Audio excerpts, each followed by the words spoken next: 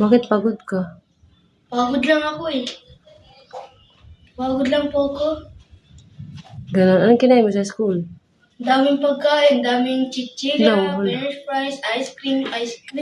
Wala kang ambag na. Di ka nagsabi sa akin. Meron pala kayong get together ngayon. Tapos, Tsaka naglaro kami doon. ano lang ambag mo? Kain lang. Nakikain ka lang doon.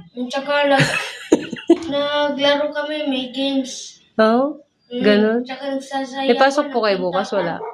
May pasok pa kayo bukas? Wala. Meron, tsaka laro pa kami. Po. Ano? Tsaka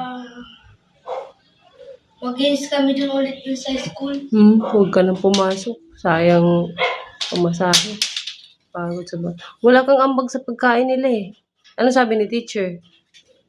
Hindi ko na nasabi. Wala ko siya nasabi. Basta kumain ka lang doon. Mag-ambag.